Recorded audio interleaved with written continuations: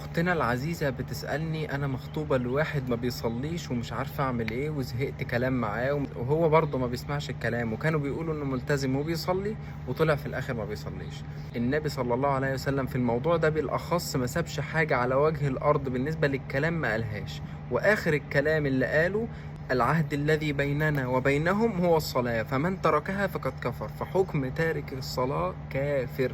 هضرب لحضرتك مثال بسيط: لو في شخص معروف في البلد انه بيزني او بيسرق او بيغتاب الناس او مش كويس او بياكل ربا او الكلام ده كله، والشخص ده نفسه جه تقدم لك، هل اهلك هيوافقوا؟ طب هل هيحبوا يقعدوا معاه؟ طب هل هيحبوا يدوا بنتهم لشخص زي ده؟ طبعا لا. اللي عايز اعرفه لك بقى ان الصلاة اكبر من المواضيع دي بكتير جدا. كل المواضيع اللي انا اتكلمت فيها ديت ما تجيش حاجه جنب الصلاه. الصلاه اعظم وارقى واجل عباده في العبادات. واي بنت بتفكر تتجوز واحد لخلقه بس وليس دينه، امر غلط. انت ما تعرفيش خلقه دوت هو بيتجمل بيه قدامك ولا لا، علشان ياخدك يتجوزك وبعد كده ممكن ما يصليش. انت هتعاني مع شخص ما بيصليش.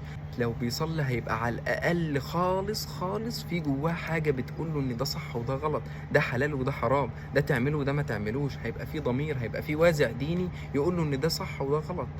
وتأكدي تماما وثقي في الله الثقة التامة انك لو سبت الشخص ده ابتغاء مرضات وجه الله على ان يعطيك الله افضل منه، والله عطاء ربنا بالشخص اللي هيديهولك هيدهشك.